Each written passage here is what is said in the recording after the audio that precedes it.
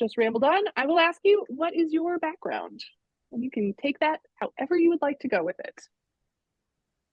Okay, hi, I'm Michelle. And Ava, you've already told them that I am the executive director of the Good Meat Project. Working back from there, I worked at another Oregon-based nonprofit as a program manager. I managed one of the programs for pastured producers across the state. And then before that, I was really just a freelancer and freelancing and starting my farm journey.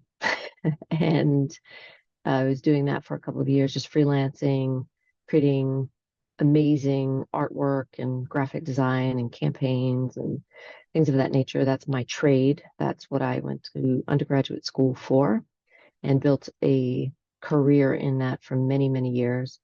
But going back from my freelance, I was I was in and out of the food industry, actually.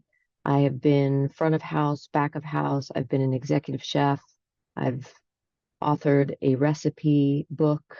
Um, I have worked as a marketing professional at a beverage brand, actually two beverage brands. So a lot of my career has been in and around the food industry in so many different facets. I've been an entrepreneur and, made my own things and sold them into retail. I've been a private chef. I'm originally from New York City, and so that was fun. um, and really got into food and health and wellness many decades ago as graduating out of undergrad. And the impetus really was asking the question, how does what I'm eating impact my health outcomes and the health outcomes of the people that I care about? And that question changed the course of my life. And I began reading voraciously about it, like books. I know that was a long time ago. People don't really read books, but I have quite a library of books that I've collected over the years, and just really got interested in the immune system and the other systems in the body, the respiratory system, the digestive system, the neurological systems, and how do they all work together and how are they impacted by nutrients and chemicals and, all of these different things, really heady, like scientific level research. And it really forced me, not really forced, but my curiosity drove me to investigate further and then make those things a part of my life. And I wanted to do it. I was having a kid at the time. My kid is an adult at this point, but that tells you how long ago it was, before it was trendy, before it was really, you know, the thing. And that that's really how I kind of got to where I am now. It was this very circuitous route to where I am. I pursued many professions, many jobs, and just to kind of loop back around, give you that boomerang, where I am now, I'm able to bring all of those things, weave them together in this wonderful fabric in the work that I do at the Good Meat Project as a former, producer, homesteader for myself and professional in the space, strategic marketing. I have an MBA in sustainable business, and being able to kind of weave these things together with all of those transferable skills is only now been kind of compressed into what I would like to call the diamond phase of my life, where I can refract these this experience and this knowledge and this perspective in a way that is kind of unique to me, and I really like that. That's amazing. I think, again, this is geared towards students and just I, I don't know about you, but I remember, coming out of undergrad and being like, "Oh, I have to pick a thing." And it sounds like you didn't pick a thing, you picked lots of things. And the other thing I pulled out of there is that you had a family. And I think that there's a lot of people who really worry about how they can do the things that they're interested and passionate about and have a family. And so, just even from your I introduction, I just don't pulled out advise a it, couple of things. if Oh, I'm being honest. It's mm, difficult. It's hard. yeah. And to be honest and transparent, when I was coming out of college, undergrad, even going into school, so I only applied to two colleges, and I got, oops, look at that, Ooh, and I got turned down by one, and I got yeah. accepted by the other. So my fate was made for me in a way, and my mother was very disappointed in the path that I was choosing to be an artist. So my undergrad is a Bachelor of Fine Art with an emphasis in communication arts and design, which really focused on visual communication, graphic design. And at that time, no one in my family was an entrepreneur. Nobody was an artist. Everyone pursued business or whatever the career was. And my mother couldn't make the connection that there was a career path for me.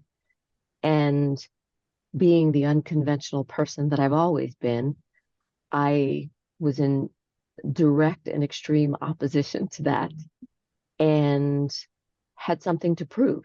And so I did. And right out of college, I got some great jobs. I got some great experience. I worked for a couple of years in a full-time job as a graphic designer in several design studios in New York.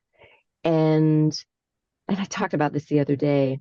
I was working in a studio in New York under the tutelage of a man by the name of Oscar Schneider. He's deceased now, but he was running a small graphic design agency and he gave me a job. And in that job, which I think I only had for 6 months, under his guidance, all of these things kind of blossomed. My design sense, my love for typography, because before this, this was like early Mac computers, we were still doing a lot of things by hand.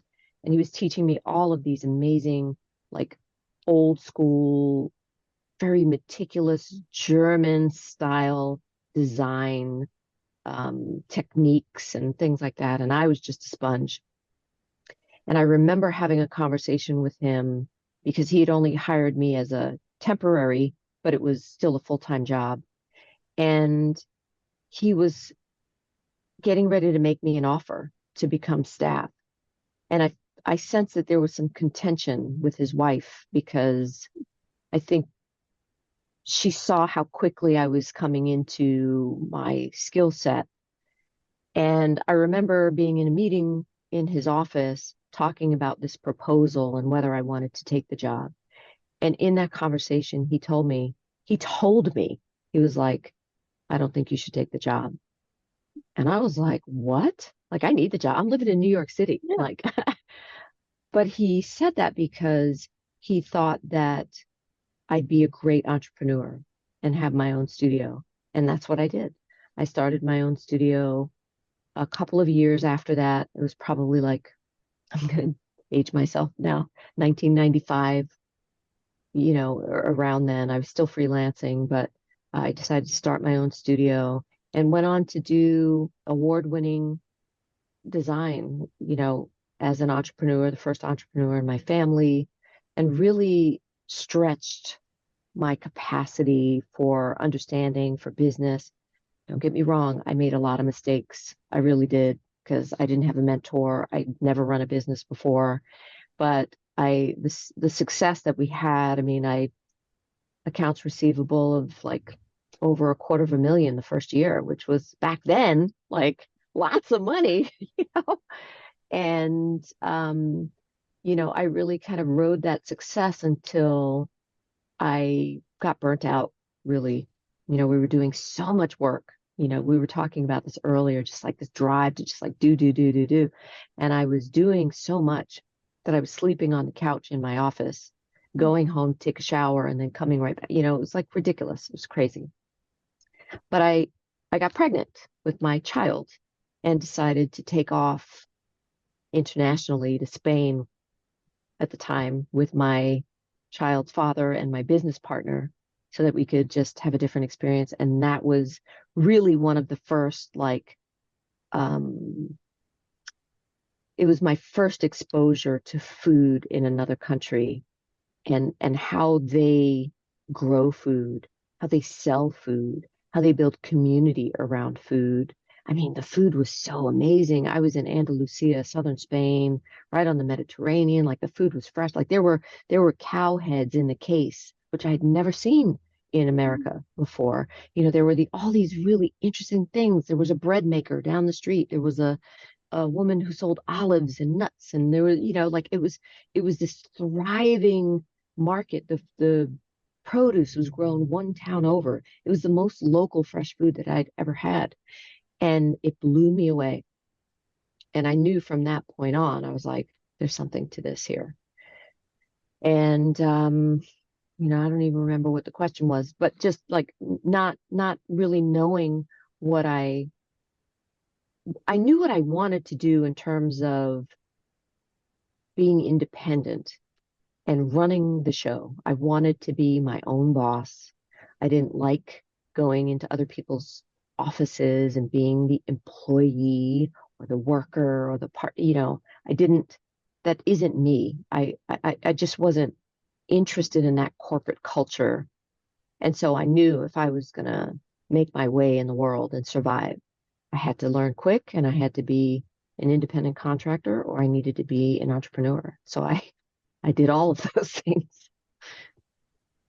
Um, yeah, I don't know how that was amazing. And I think the piece I'm pulling out about that and sort of referencing some other people's stories is how important other people are, how meaningful some of these key interactions in our lives can be, and the direction, right? It's like, whoa, I might have taken that job if he hadn't just said something, and that you remember that moment so clearly. Mhm. There's been themes of that, of For sure. we're in the food system, but really we are connected to people, and those, how the people we connect with really shape so much. Um, well, thank you for that. My second question, and I don't even know what stage of your life you want to answer this in. I'm just gonna leave it open. You could be current. You could go through time. You have already told us many of the hats that you wear, but everyone in agriculture seems to wear many hats. And so, what are some of the things that you do or have done professionally related to agriculture in the food system? Certainly being a farmer, and that surely is not my family lot. I didn't inherit anything. No, I didn't have any knowledge of farming or growing food at all. And I just made a decision one day and I was like, and a lot of that came from because I used to run a podcast called Food Slaying, which is like another aspect of like being in food systems. And that was basically like a PhD level research project. And it really highlighted how important it was to me for my values to have a hand in growing my own food. And then I integrated animals and livestock into it to really understand the system, the integrated system of, my relationship to the land, my relationship to the animals' relationship to the land. It's this very like, it's this trinity that is so important in agriculture. Um, you know, I kind of got the bug to grow my own food the first time as a chef. And I was an executive raw food chef at a vegan wine bar in New York City on the Lower East Side in the early 2000s. And I was producing, it was such a creative time for me. I was teaching food preparation and wellness and cooking in the community in Brooklyn to many, many, many people. I had so many classes, just like doing it for fun, but doing it because I felt that it was really important. People were looking for it. And there was this wave of like healthy eating that had kind of transitioned from this 1960s and 70s granola phase to is very high end, pure food and wine, raw food, beautiful dishes, but using ingredient like so I was all about it. I was like, this is it. And so I was working at the restaurant, and the people who owned the restaurant, they owned a building around the corner, and on the rooftop they installed a garden. And so I was only working there a couple of days a week because it was a vegetarian restaurant, but I was the raw food chef. So I would make a prefix menu on for Raw Tuesdays is what I called it, because that's the day they gave me to do it. Couldn't do it on Fridays, but I could do it on Tuesdays. And so I created this prefix menu, this 3-course prefix, very high dining, beautiful, and so Mondays and Tuesdays I would go up to the garden, get my ingredients. Obviously, I'd have to buy some things, but I was really inspired by that work because it gave me such an intimate, um, like perspective on what is this ingredient? How does it taste? How does it work with these other ingredients? What is the flavor? How can I manipulate this without cooking it to make it like amazing?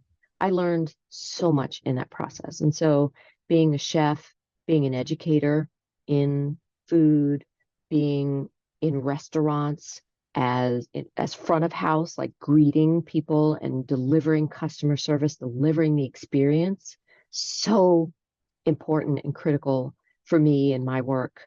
Um, Understanding the back of house and how things move, how people move, how things move, timing, like all of those things have played a role. Being a private chef, planning, costing, doing budgets, like really understanding, not wasting things. So really using everything that you have, but also being practical, looking at extending the life of ingredients and, planning for the unexpected things. And, you know, even, even after graduate school, so after I earned my MBA in sustainable business, I went on to teach game theory and economics to high school students, which, like, who does that?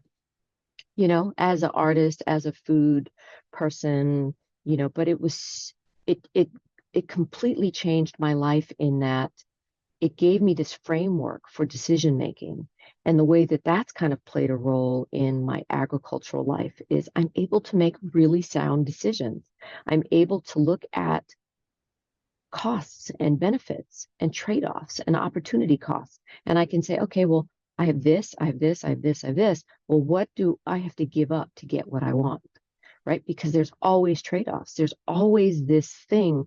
And that is critical. And it also gave me a really sound way of educating myself about financial management, which plays a role in the job that I have now as executive director. Half of my day today was spent doing budgets, talking about balance sheets and talking about, so all of those things have been a significant part of my work over the years, and have showed up in different ways right at the right moment to give me the perspective that I need so that I'm not in a tunnel vision, just looking at it from, say, an agricultural producer lens, but I can look at it from a sustainability lens. I can look at it from a business lens. I can look at it from a financial lens. I can look at it from like, customer service, timing, planning, and sometimes that can be very exhausting if I'm being 100% transparent, like having your brain on all those cylinders all the time, which is why I like to crochet because then I could just zone out. Um, yeah, that's also thinking of students who, so often people are asked like, what do you want to do? And it seems like there's just the one thing. And how much like pulling from all your experiences, like what you do for fun, what you start with can be brought in when you change something, if you Mhm. change something, right? Some people find the thing they want to do and do it for the rest of their life. That's super cool. Yeah. And some people are just all like gathering, and Hmm. you tuck it away and then use it Yeah. when you need it. Yeah. Yeah.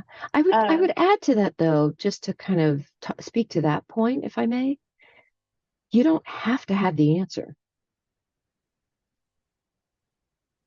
you really don't have to have the answer. I think a lot of young people think that they have to choose a career or they have to follow their passion. And I'm going to poo-poo that idea right now because I don't believe that. I never followed my passion. What I did was I learned a skill as a graphic designer. I didn't love graphic design, right? I just did it because I just happened to be good at it. I got into college for it. And I figured, oh, it's cool. I like art. I like making stuff. But I honed that skill over time. And skills are so underrated, like especially trade skills. Graphic design is a trade skill. And I took that education and I honed that skill and I got good, really good at it. And along the way, those opportunities to do work for other people started to help me build my confidence in, okay, being able to ask for the fee that I think I deserve for this project. Right. Like I didn't know what to ask for or charge, or, I was scared to ask for a couple $1,000s to do a design. Like, what if they say no? Like you don't know until you start exercising that and you put the fear behind you and you really find your confidence in doing that. And that adds, it's like compound interest. It just adds to the skill, and you find, through those experiences, you meet other people that introduce you to other concepts and things, and you exercise those skills. You're like, oh, that wasn't so bad, let me do it again. you know and so I do not advise people to follow their passion. I think that that's misguided, because your passion, although it is an internal driver, what's the plan? And a lot of people follow their passion and then get to 1, 2, 3, 4, 5 years in, and they still haven't figured out the money part. They still haven't figured out the strategy for like moving to where they actually want to be. Or, they fall along the way and then they get kind of bummed out or depressed, or, just like, no, back to the drawing board. And then you're like starting over. So I'm challenging that. I tell my kid, don't follow your passion. Like it's easy to fall into that kind of fantasy of like, oh, well, if I follow my passion, then I'll get to do exactly what I want to do. No, learn a skill first, perfect that skill. And then if you want to follow your passion, at least you have a skill you can fall back on and make some money while you're following your passion. You know, that I think is important in this discussion, especially with college students and the debt that's, a lot of college students carry when they graduate, the lack of jobs now in the job market that actually fall in line with your major and the things that you're actually interested in. These are real consequences, right? We have to be living in reality. And so I just will iterate again that like following your passion is a little bit of a ruse in terms of like tangible, measurable, like progress that you can make, unless you already have like a bunch of money saved up, right? Or somebody's, giving you a jump start, right? But if you're starting from scratch, it's just a strategy that weighs so much on uncertainty and chance and luck. Like it's just I feel like it's just a recipe for a lot of risk. Um, yeah, and that distinction really transitions nicely to, so it's maybe not passion that you're seeking, but and you brought this up sort of throughout, is that there are things that motivate you in your work. There are work that aligns with your interests and your values. So maybe asking that in a slightly different way. So what motivates you in your work, and how do your interests and values, how do you reflect that in your work? At this point, with all of the experience kind of behind me that I really don't think it's behind me. It's kind of like soil, right? Like when you build soil, you might start with dirt, but it takes many, many, many, many years to build fertile soil, right? That is like right where you want it. That's going to grow the thing that you're trying to grow. And because of all of these things that I've done, I've built these layers in my career and in my skill set. It's kind of like building soil. And one of the, I guess, values that when I was in graduate school, they make you take these tests, right? Where they want you to kind of define, well, what are your values? What's your personality type? Like, what's your professional type? And all of these things. And I always thought those things were stupid and corny anyway. But I did get something out of it, which is being able to identify my leading core value, both personally and professionally. And that is 100% my North Star is truth, the truth, 100%. I I will I will die on that hill. And that has been expressed in every aspect of my food and professional, personal life. And it's a pattern that I see over and over and over again. And when I say truth, it's not the subjective thing that's like, oh, it's my truth or it's your truth.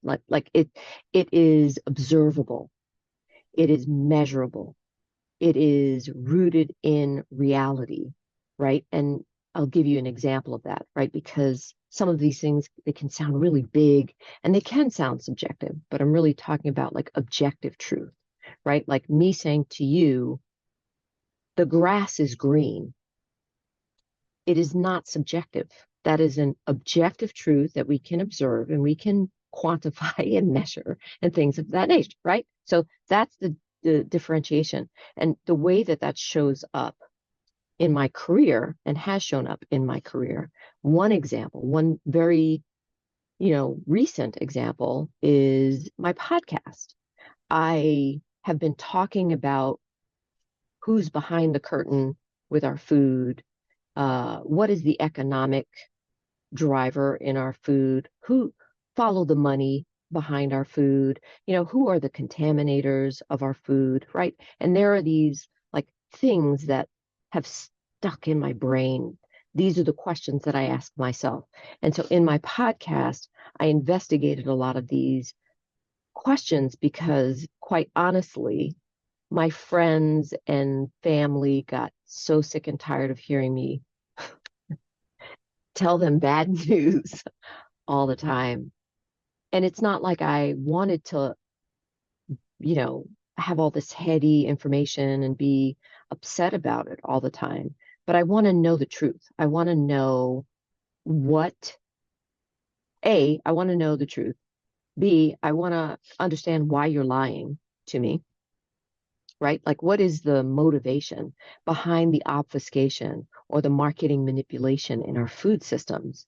That was really big for me. Like, I don't like liars, and that's because my core value is truth, right? So it that's the my anchor in my core values. Other values kind of stem from that, right? Like another core value for me is I don't even know. Like that's like the biggest one, and that's the one that I lean into a lot of the time. I mean, I guess um I enjoy transparency, you know? I like to be able to understand what I'm observing. And not all the time. Like I love a good movie. No, I know it's fake. I know people are standing in front of the camera pretending to be someone else, reciting these lines, but it could be a really great movie. And I will enjoy that for its entertainment quality, right? But I'm still going into it with the awareness that like this is pretend. And like I'm making a conscious choice, eyes wide open, to participate in this. And that's, you know, I don't know. That's one that's like my main core value that is the compass kind of for everything else.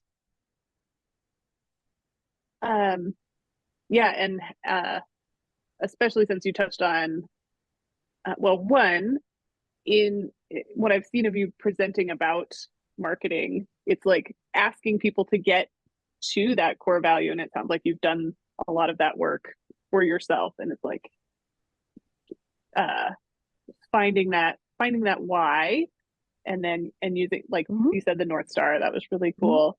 And how did you get your position that you currently have? It was kismet.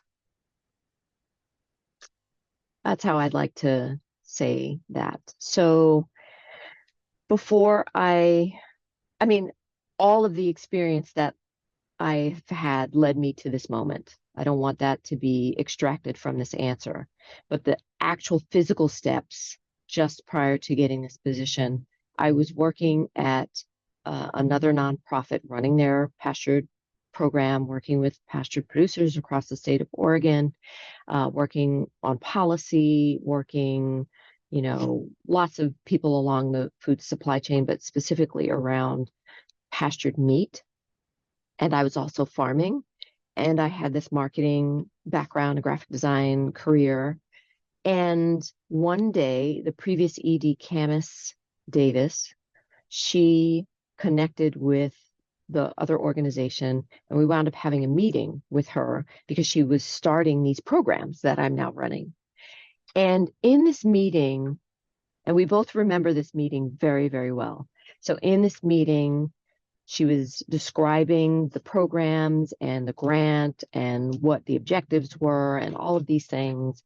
And she paused and asked, if we had any questions. And I just fired them off. I was just like, well, what about this? And, what does the future of this look like? And what about in 12 months? Are you going to be recording it? Is it going to be, I was like asking all of these like very kind of heady, not trying to be a jerk. I wasn't trying to be a jerk. I was just like really curious about this work and I could see the value in the work. And I remember getting off of that Zoom meeting that day and thinking, oh gosh, I want to work with her. Turns out a year later, we're having this conversation after I got the job, and she was like, no lie. I got off that call and I told, this is Camus. She got off the call and she told her husband, I think I found my replacement. Neither of us knew that at the time. So Camus and I, after that meeting, kind of forged this working relationship together because the organization I was working with was now assisting her creation of this programmatic work for the Good Meat Project. And so we worked really well together.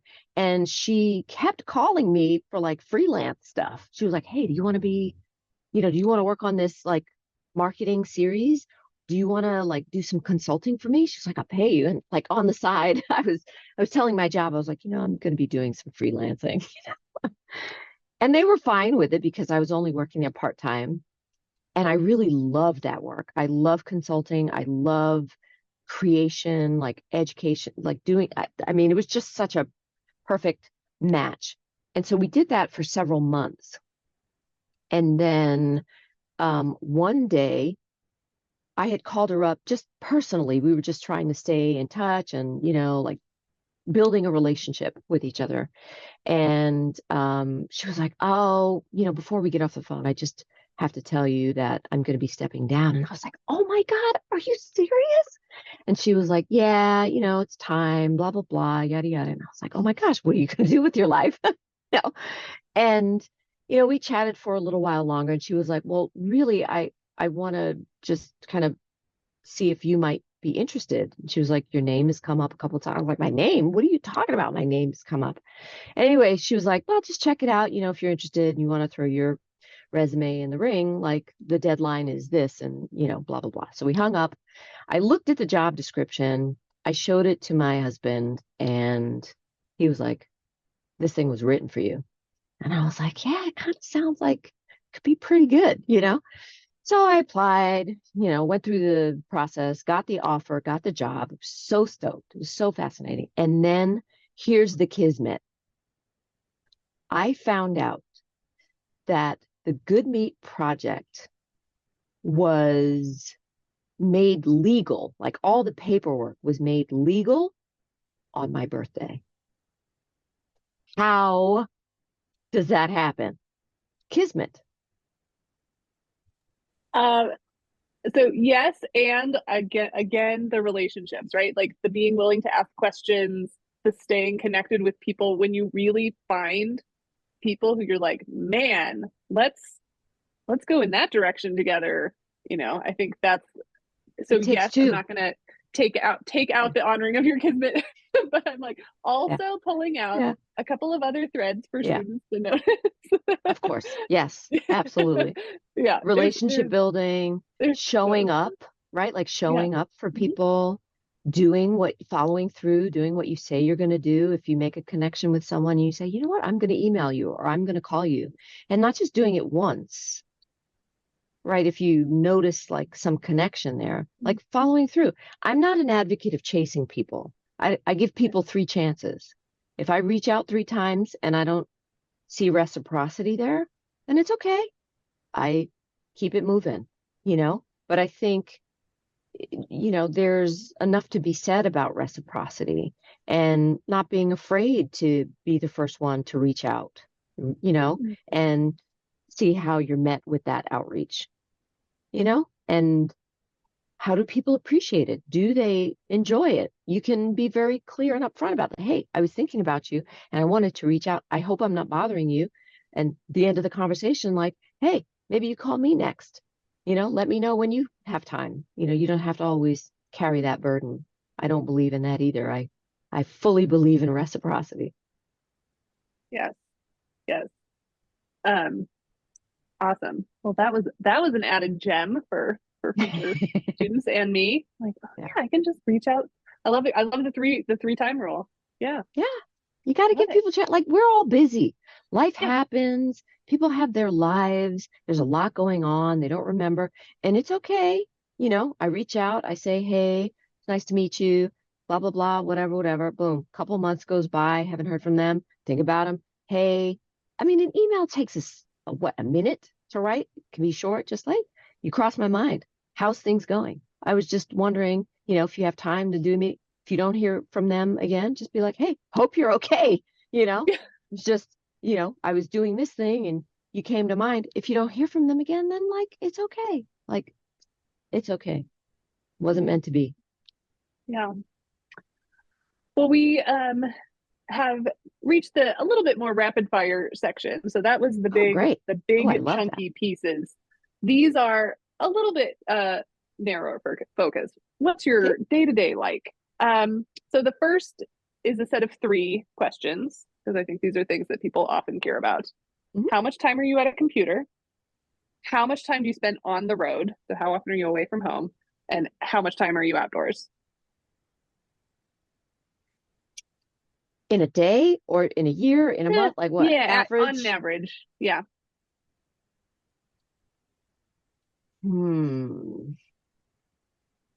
I'm going to be honest because that's my core value. Lately, I have been at the computer probably 70% of the time.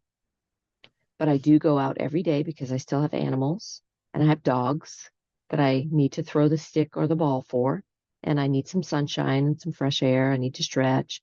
I have my little 15-minute dance party, in my kitchen or outside or wherever.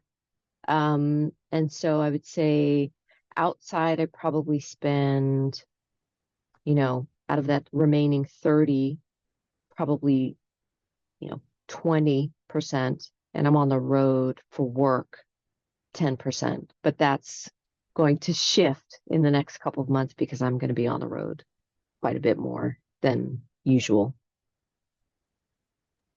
Yeah, and I think, those the ebbs and flows. There's just some jobs where it's like, all right, you're signing up to just be in the car a lot, and people should Yeah, just know that. Yeah, yeah, or in the airports and sure. hotels and yeah, Yep. yeah, great. Yeah, and the computer work, man. Nothing like nothing Yeah, like you're in spreadsheets. yeah, yeah. Um, what do you do on your favorite days? What does that mean? Favorite days?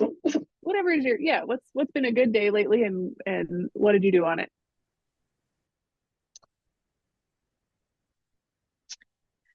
Um, to be honest, I don't categorize my days in that way. I look at each day individually, you know. And I think there are highs and lows in every single day. And a lot of it is, I can't control what happens during the day. The only thing I can control is my relationship to it and my reaction to it. And so if I have a favorite thing or activity or part of the day, I would say it's early in the morning when things are quiet and I'm enjoying my coffee and my dogs when I say good morning to them because they're such affectionate animals. And I really enjoy my evenings when I can just be creative and do something creative, whether it's cooking or, making art, making things, dancing, playing music, whatever. Having these really great conversations or philosophical conversations are also one of my favorite things. I really like to understand and gain deep understanding. I find in these days, a lot of people get exhausted with the, after you ask the why question once, like most people are fatigued. I could ask why 10 times in a conversation and just like keep going deeper, that is how my brain works. And I really am curious in that way. So I'll just keep going, you know, turtles all the way down, Um, so I really, that's a favorite part of a day, right? So in aggregate, those are the favorite parts of any day. Nice. Um, yeah, and I'm guessing that there are aspects of those that come out in your work, like when you get into a conversation and really digging in, Absolutely. those probably are pretty satisfying. Yeah. Um, and this is potentially, well, maybe this question is worded a little bit differently. What do you not like about your job? I don't think that there's anything that I do not like about my job. I like almost all of the aspects of my job. That does not mean that it is exempt from challenges and difficulty.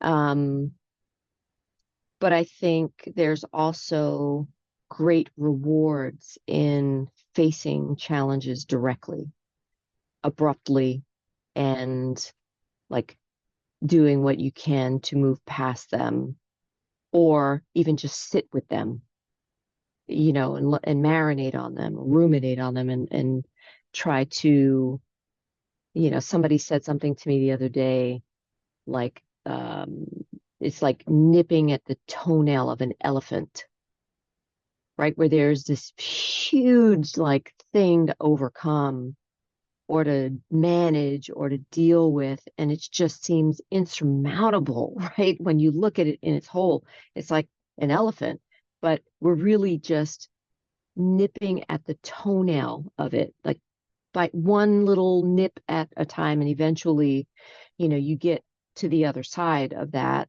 and you feel this either accomplishment or maybe you feel failure, right? Like maybe you don't get over the challenge or the challenge turns into something else and it becomes this bigger thing or it gives me good reason to pause, you know when there's something that I don't enjoy or there's a challenge or maybe I don't like, or have some kind of visceral reaction to something or somebody says something or I read an email and it's always good for me, and this is um, a good philosophy is to when you have these kind of somatic reactions in your body when things happen or people say something to you or you read something, whatever, it's good to just like just pause. There is so much power in silence.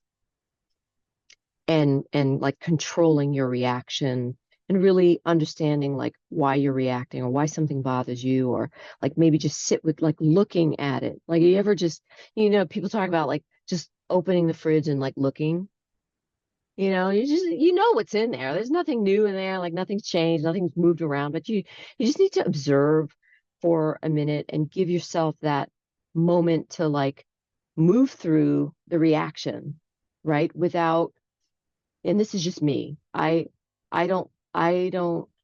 really try to be conscious of externalities, because for every action, there's an equal and opposite reaction. That's cause and effect, right? So if I read something that puts me off and I get pissed, then I'm going to call up somebody and I'm going to spew that to somebody else that may or may not understand the backstory, right? Or where that's even coming from, or I might be short or flippant or, negative or, downright rude. I mean, I'm not a rude person, but like things can be misconstrued, like words can be misconstrued, especially in writing if there's no context, or you're on the phone and people, your tone of voice and the way you deliver things. So I really try when if there's something I don't like, to just take a pause, take a minute to like just think about, okay, well, where is it? And sometimes it's not that easy, right? Like sometimes you just have this reaction and it comes out. But I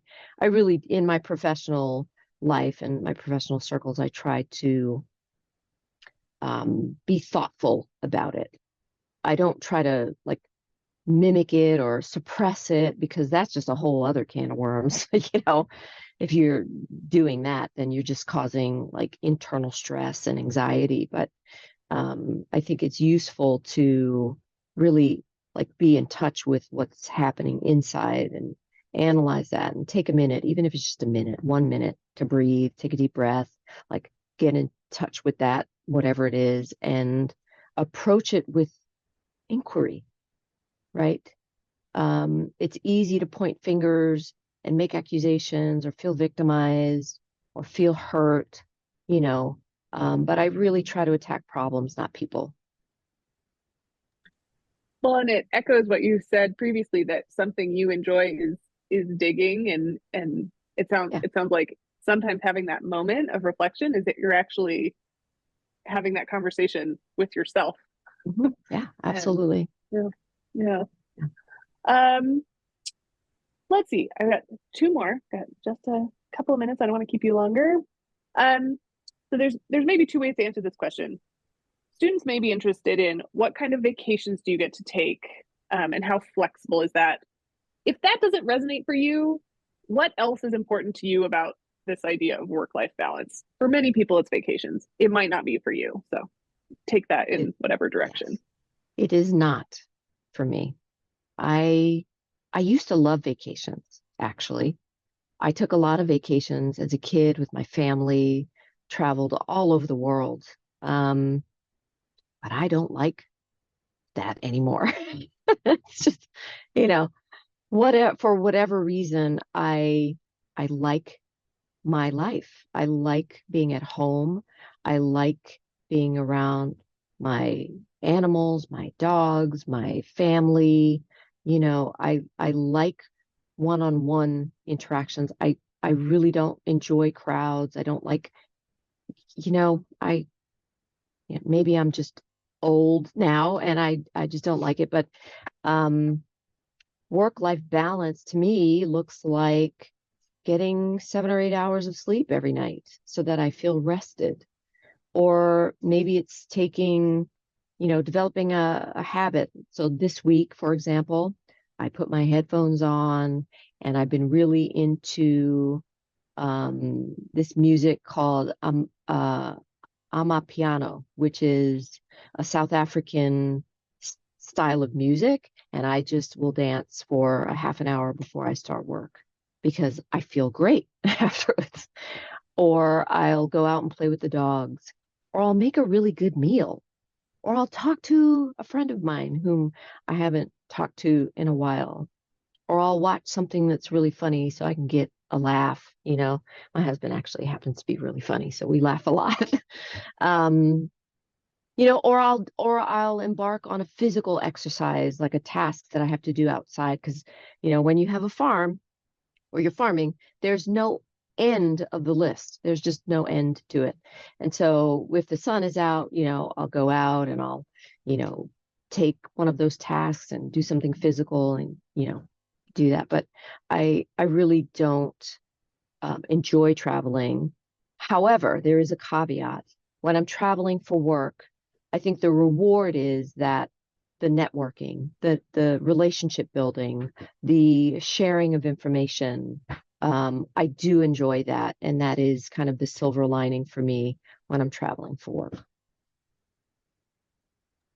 Nice. And it sounds like maybe the flexibility, so you said, 70% on the computer, but it sounds like there's some flexibility to just get to go outside or take a half hour. Whenever I want. Yes. I'm the So that's, boss. yeah, yeah, right. You And know, that's really important to yeah. know, it's that's really different than a 9 to 5 job. Right. And if somebody really has that as something that's important to them, like I do need to just be able to Yeah. take a half hour Yeah. and have no Yeah. consequence.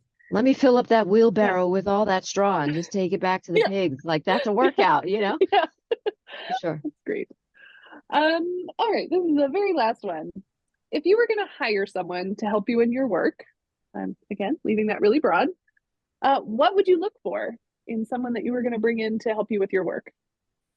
It's a great question because I have just extended an offer to a new hire, so I have an answer for that. And you know, there's lots of skills and, you know, professional experience that comes along with hiring someone. And I remember when I started looking for this new hire and saying to my communications director, as I was scanning through resumes and cover letters and all of this stuff, I said to him, I'm looking for someone that I'm going to fight for. At the end of the day, I want I want all these skills. Yes, I want this experience. Yes, I want this, like, whatever those benchmarks are that are measurable and observable, right? So those things are there. We all know what those things are, right? And they're different for every job. But for me, it was this intangible thing. It was this thing that I don't have a benchmark for measuring. I just know what it is when I see it and hear it. You know, like we all know the truth when we hear it. Like I know when I hear it, I'll know that that's the person that I'm willing to fight for, to keep, because they're talented. And I'm of the, you know, I'm cut from that cloth where I believe in nurturing talent and building talent for that next part of their career, because people did that for me, right? That first experience at Oscar Schneider, I would have never been an entrepreneur. I don't know if I would have ever had the confidence to do that if he hadn't instilled that and supported that idea, right?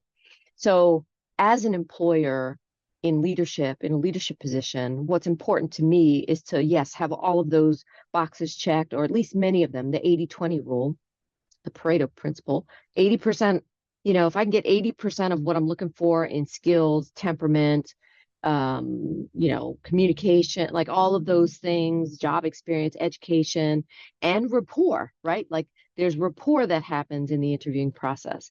At the end of all that, the thing that's going to make the decision for me is, am I going to fight for that person?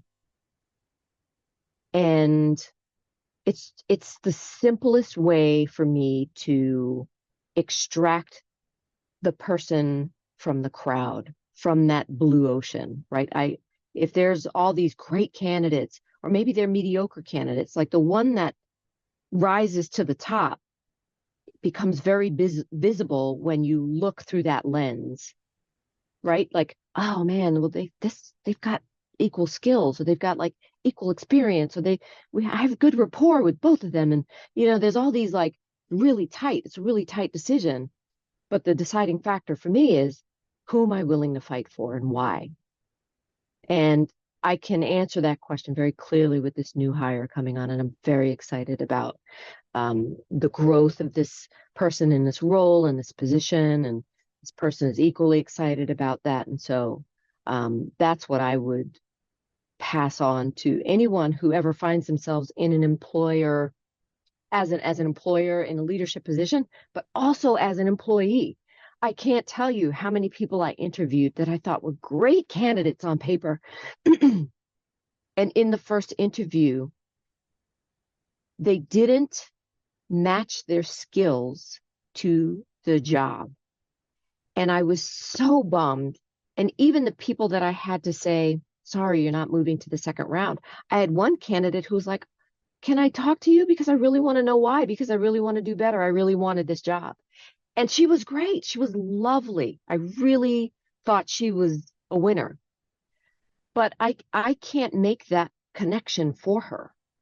It was her responsibility as someone who really wanted the job to be able to say, hey, no matter what my questions were, to be able to say, hey, I have this skill and this experience, and this is how I'm going to use that in this job.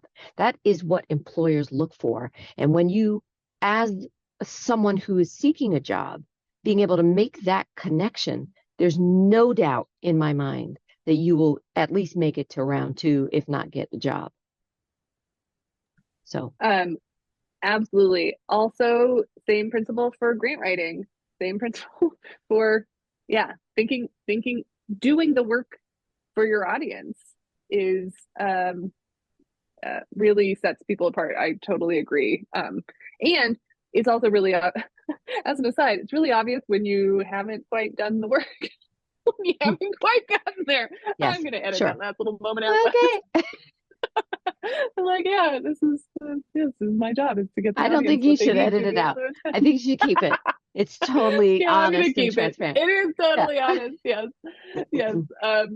Well, thank you, Michele. I now want, like, in all my spare time, I'm like, I love doing these interviews and hearing from people. I just want a podcast where I just ask interesting people how they got to where they are. Yeah. like, this is the best way to spend my evening, my Thursday evening. Thank you so much for spending with me. I just really, really, really appreciate you sharing with openness, transparency, and truth. And just I'm incredible. here for it anytime.